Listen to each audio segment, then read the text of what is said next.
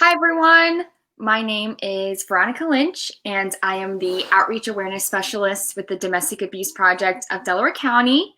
Tonight, we're going to have a conversation with some of our Safe House staff, and we're going to let people join in. So we're going to hang on for like a minute or two before we get started. So please feel free to share this video, to host watch parties, and do whatever you like. So we're just going to hold on for a minute or two.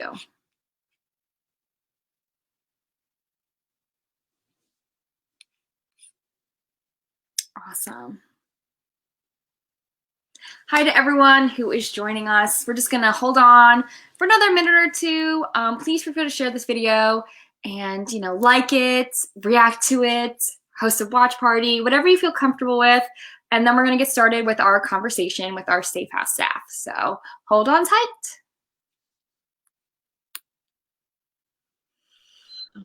Hi, my name is Joy Kaysen, and I am the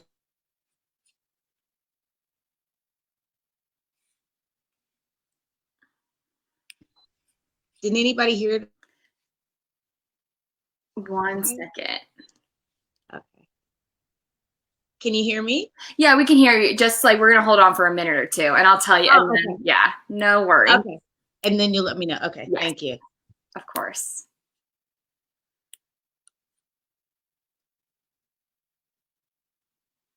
That's my behind the scenes. Okay, cool. So we do have a good amount of people. So whenever we're ready, we'll bring our first guest in.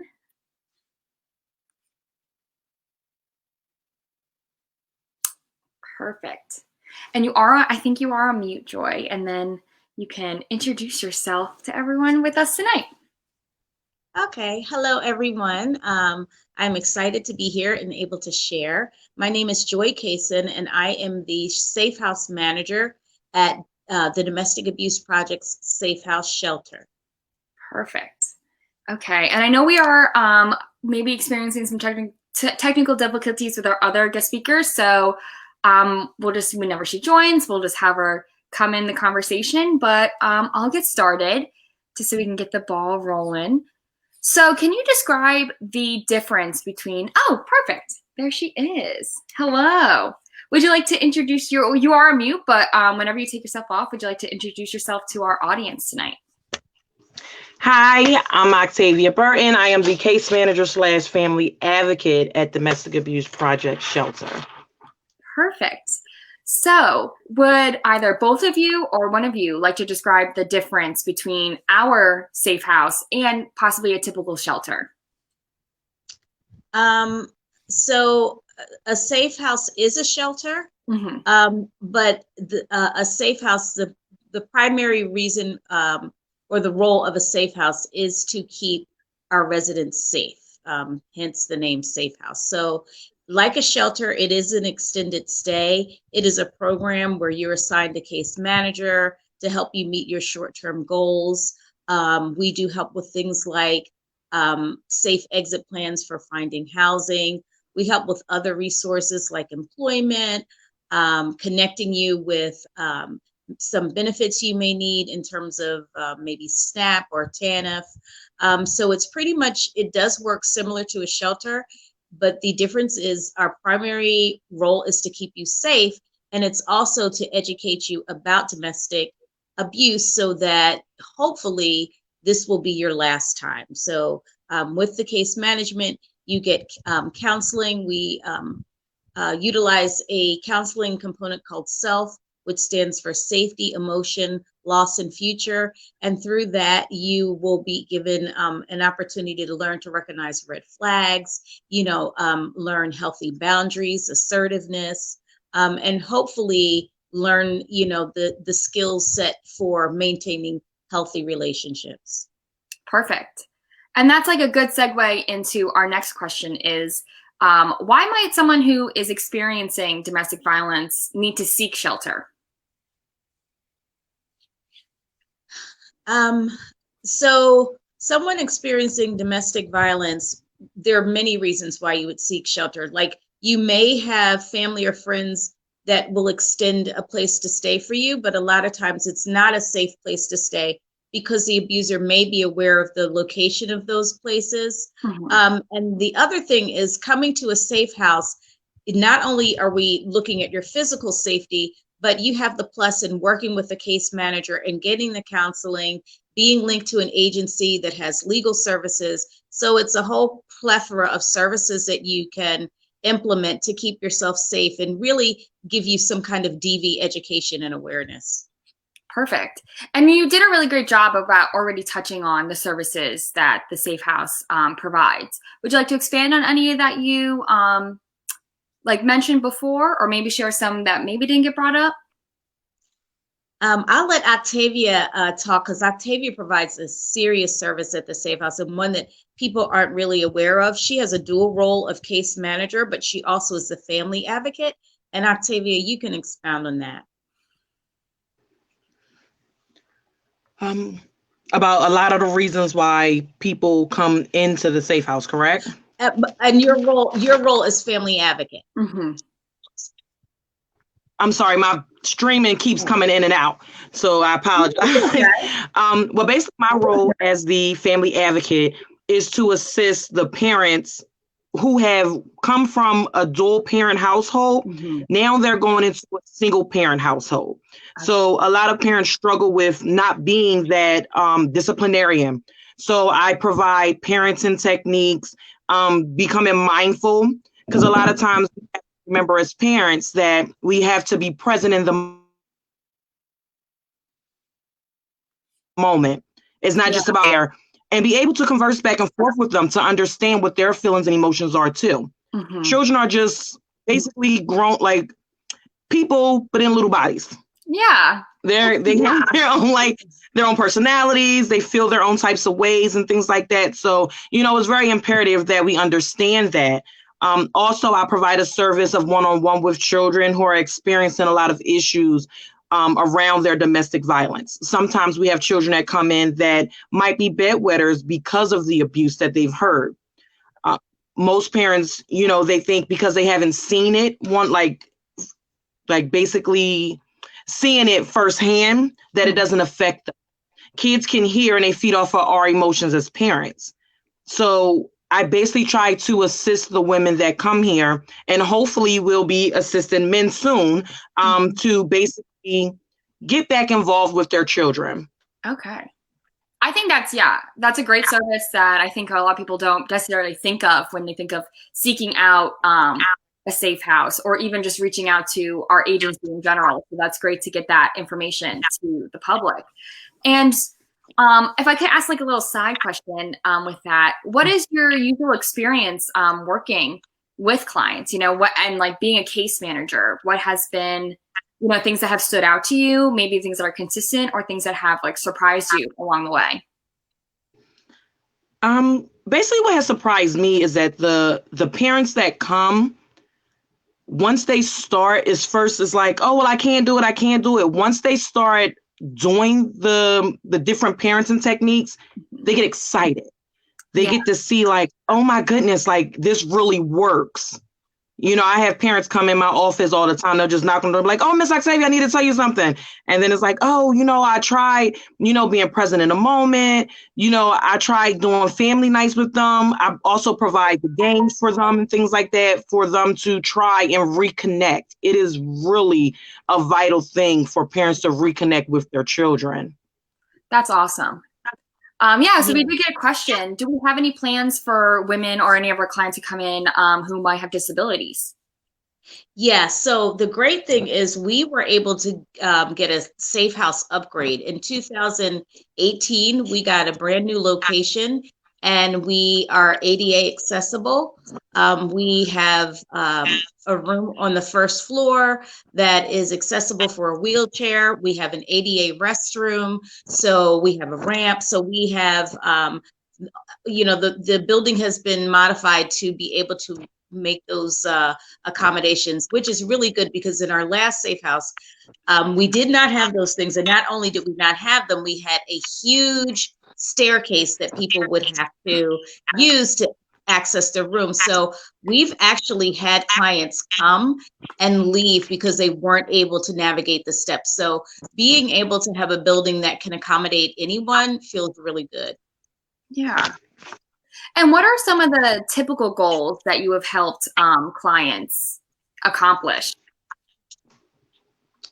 Well, our main goal, like, in the name, it's a safe house. So our first function is to keep residents safe. By safe, we mean giving them a space. We are undisclosed location. We keep confidentiality. That's paramount in our program. We don't share information with other agencies without release of informations being signed by the client. So they are pretty much able to navigate, who knows that, what other agency will know they're there. But safety is first. The other thing is the case managers work with the clients to create very individualized service plans. So service plans are those short-term goals that they can address. Our average stay is between 30 and 60 days, I would say. We are definitely a lot more flexible if someone needs a little more time. But, those are the short-term goals. And usually it's housing, of course. Octavia works very closely with the school system where we're located and works with the homeless liaison to make sure that kids transitioning into our safe house are able, to either stay at their neighborhood school or to be welcomed in our school district. So she works really closely with the liaison to make sure, especially now that we're working remotely, that the kids get the Chromebooks, that they're enrolled and things like that. So it's a the service plans and the goals are as short or long as the client's needs are. Of course, if you had a goal of, going back to school, maybe we could help you start that goal, but that wouldn't be something that we would normally kind of work with. But it's those short-term goals really that lead towards self-sufficiency. Awesome. Octavia, is there anything that you wanted to add to that at all? And we also assist with counseling. Perfect. With getting them counseling. We assist the ladies in getting financial literacy, which we have few, basically assisting the women to break away from financial abuse. Okay. So we have those things. Again, like she stated, we have self. There's a variety of different services that we do have. We also utilize the main office for, child counseling and things like that. Like if anyone needed those, and everyone here, advocate, case manager, shelter manager, is available for supportive listening and small counseling sessions, just to assist with your immediate needs for what's going on at the moment. That's awesome. And so I guess, we have established that children are accepted and, very much accommodated in our safe house. And why is it so important that these services are available to children just as well as their parents? Children go through domestic violence also. Like I said in the beginning, they might hear it, they might see it. And also we'll have some children that are experiencing domestic violence and the parents aren't. The violence is being brought down to the kids. So their safety is paramount. Like we have to make sure that they are also safe mentally, emotionally, physically. These children are people who are going to grow up to be adults. And the best thing that we can do is make sure that they can become productive adults. Absolutely. Right. Then that's kind of like where that cycle of violence kind of comes into continuing it and kind of break that generational trauma as well. That's great. And yes, we tend to. Oh, go ahead. I was going to say it's really important at that young age to kind of disrupt. Oh, I'm sorry. I also a series of different. I'm sorry, I didn't hear you. Oh, I do a series. I do a series of different. I have a curriculum that I utilize to assist with anger that kids might show. To assist with of. Some children come in and they don't understand what emotions are. They don't know what how anger is represented. They don't know basically what shyness is or what uncomfortableness is. So my goal as a family advocate is to basically show them and basically educate them on what emotions are and how they're displayed, and how you can basically try not to lash out on people. We call it, all the kids always say they hangry. They're like, oh, I'm hangry. So they know, I'm hungry and I'm angry. So we tend to try and work on those and have little games that we can play, and, just try to work through those emotions and everything in a fun and innovative way. Yeah. I love that. Yeah. And I was just saying, for kids, it's really important to disrupt the pattern. Domestic violence, unfortunately, is one of those things that kind of get passed down, not all the time, but it does. And kids have a way of having their own inner dialogue that, for whatever reason, like Octavia said, they may not experience the violence firsthand, but they see their parent being short. They see their parent being unavailable. They see their parent crying, and kids will fill in the blank. And sometimes what they fill in the blank with is really unhealthy inner dialogue. So Octavia works very closely with the parents and the children to make sure that they are emotionally healthy. That's great. Because I work so closely with kids too, and we're usually just joking around about dating. So it's nice that, that really deep and really impactful stuff really gets broken down for them, and they have it in a safe space to do that as well. What if somebody calls our hotline for seeking shelter and they also have a pet? We actually, for the last few years, we've been working very closely with one of the animal shelters. So we do provide shelter for a pet. It's free of charge. All of the services are free of charge, but one of the local pet shelters has linked with us. So, and believe it or not, a lot of people, pets are family.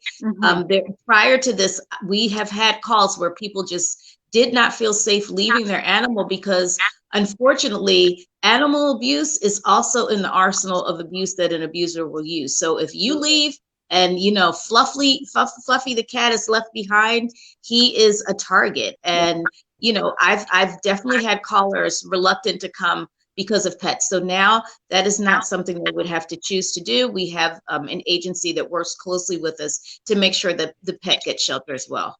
Yeah, I think that's so comforting for, maybe anyone who's watching this tonight, or maybe they watch it later on, to know that we are able to accommodate every part of your family.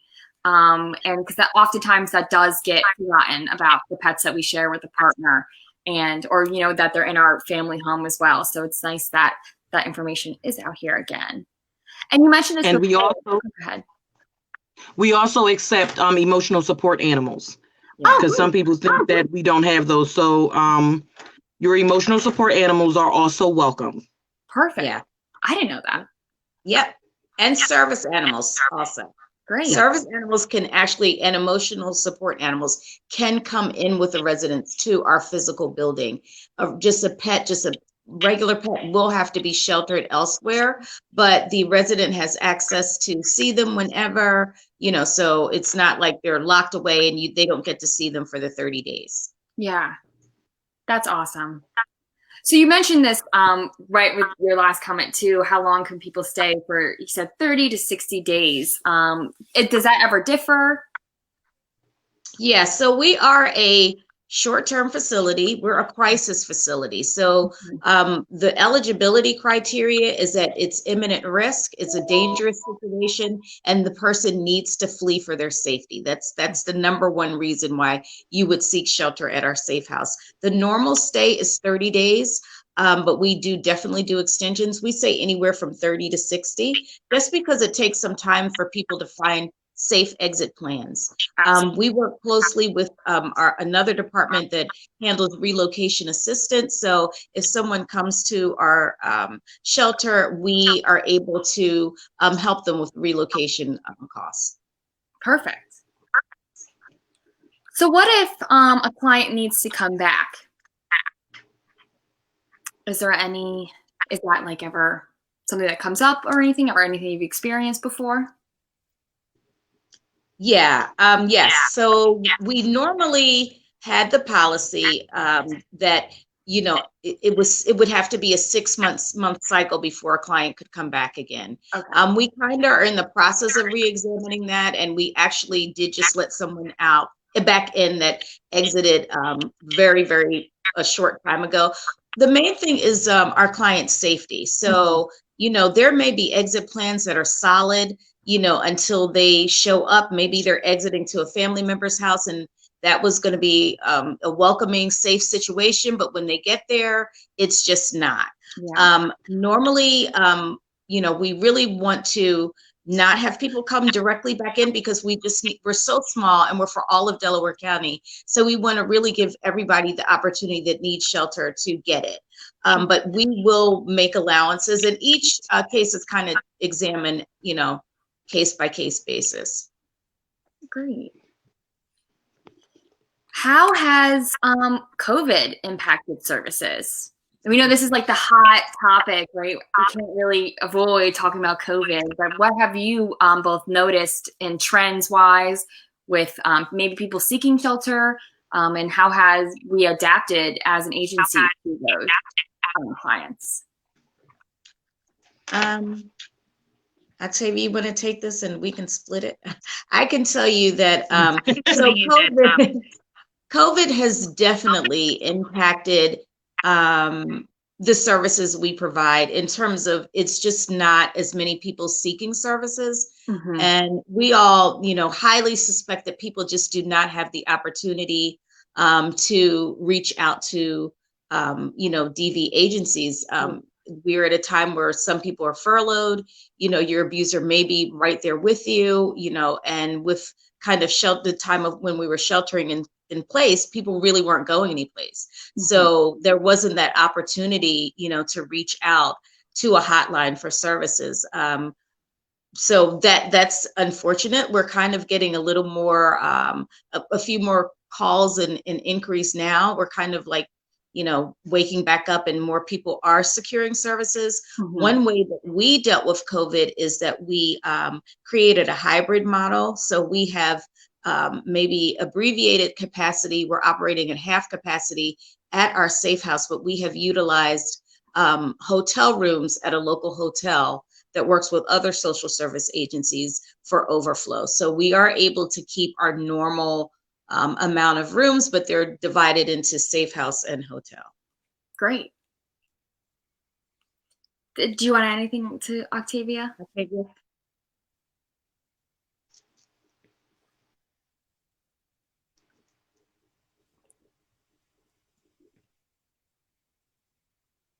One more time. There you go. Am I unmuted? Yes. No, yeah, we can hear you. Yeah. Oh, because my mic still says I'm muted. Oh, no, you're fine. Yeah. Okay. I'm like, hold on, my mic still says on me. Basically, COVID has been like a blessing and a curse. With this hybrid model, we've been able to also assist males. Yes. So for any males that have been seeking services involving fleeing domestic violence, please reach out to us. Mm-hmm. We'll be able to accommodate you if you meet the eligibility requirements. Perfect. And we've also just implemented other things. Right now, I'm trying to work on a Kids Corner video chat for them, for the kids to learn different books and things like that. So I think COVID has shown just how resilient we are as an agency, and how persistent we are to, the cause of, basically protecting survivors of domestic violence. So, it's definitely been a blessing and a curse, but it's shown that we'll persevere no matter, what's going on. Absolutely, right. I think it's pushed everyone to adapt and learn and grow, and you can't really say no to anything. You kind of have to go with it and see what happens. We're all learning together. I think that's awesome. Mm-hmm. Are these changes that are going to remain with the agency, like partnering with the hotels, is something that's going to be a permanent change, or are we going to notice other trends, do you believe? I think we are now exploring. We're definitely going to do it at least to the end of our fiscal year, which is in July, but we are really looking, once we open up and we're able to support male clients, which is something we staff always wanted to do. Mm-hmm. I don't think that we could ever not do that again. Not that we get a whole lot of males trying to secure shelter, but we get enough that it's uncomfortable that we didn't have that service available. So we are really pushing to make these changes permanent. Awesome. And we did get a question pertaining to children, especially how are we able to support children in the safe house? There we go, with the transitions of education and learning, especially since some schools are hybrid and some are still online. What does that look like for the children that we serve? Well, we have a computer area also. Okay. So even if they weren't able to come in with their laptop, if the abuser broke it or something like that happened, we're able to accommodate that. And then I've linked with several different schools for their homeless liaison to, reconnect with them and get them their necessary tools. Basically, everybody, the kids have been great throughout this. There's a little hiccup every now and then, making sure Wi-Fi is being available, like making sure everything is working well. But fortunately, the agency has provided Wi-Fi extenders so that more people can be able to link on without interruption. And the school that we link with has also provided hotspots to make sure that they're still able to get on. I also assist with homework. So, the children have been actually doing very well. I think the adults were more having an issue than the children. Children are used to this technology world. Yeah. This is where they flourish at. We're the ones like, oh, can you show me how to get on this? Can you show me how to get on that? This is their world. We're entering where they're at now. Yeah. So they're fine. They're doing great. Yeah. I think we're all like exhausted with Zoom and, being online. But children, like you said, they love that, right? Their lives are on social media and stuff like that. So this is, like you said, nothing new. So we can learn from our kids for sure. Mm-hmm. Perfect. So moving on. So we only have like a couple more questions left. So does the Safe House provide, that came up, childcare? What does that look like? We do not provide childcare. We are, insurance reasons, we don't provide childcare. So when people come, we definitely, before they even get there, we let them know that. We do allow clients to secure childcare with each other. Not like long term, but if somebody, let's say, has to run an errand and, they cannot take all 6 of their children to CVS, then they can, a client that they feel safe with and feel comfortable with, they can let us know, staff know that, this person will be in charge of my children for, this time period. And it's really normally like a quick, less than a half hour. But unfortunately, we are not able to provide childcare. Well, that's good to know. So if anyone's wondering that and they're watching, you can have that in mind if you need to help us. Okay, cool. So how can community members donate to the Safe House? What's the best way to make those donations? You could go into DEP's website and make donations. We are always in need of, there's certain things we always need. We always need linen. We always need PJs for the kids. We always need SEPTA trans passes. But our number one thing that we always need is gift cards for like Wawa or a supermarket. When clients first come, we like to use the Wawa gift cards as a welcome and part of our welcome package. Okay. And we like for clients to be able to shop and purchase the things that they want to. The Safe House does provide some meals. If you come here and you have nothing, then we do have some staples, bread, cheese, eggs, things like that. But we'd like for the clients to be able to make all the decisions possible that they would make when they were at home. So providing a gift card to ShopRite or Giant or any supermarket really is a good service. Yeah. And that's a really good point, because especially when we talk about safety planning, if someone's experiencing financial abuse, one thing we do suggest is gift cards. So, even if, people are thinking about leaving, right, that is still a necessity. So if you are thinking about donating, please do consider gift cards, because that is, for people at our Safe House, for people we, serve who are still in the home as well. It's, Yeah. for everyone. And the reason why we kind of say like Wawa is not only can you just stop and get like a quick meal for your kids, but also you can get gas. Yes. So we provide SEPTA passes for our clients that don't have vehicles, but the clients that do have vehicles, we would like to be able to provide them with Wawa cards for gas. So we also got a question. It says, as far as like the disabled women, do you have certain supplies that they may need? Catheters, I don't know, let bags, depends, diapers, stuff for their wheelchairs, things of that nature. I'm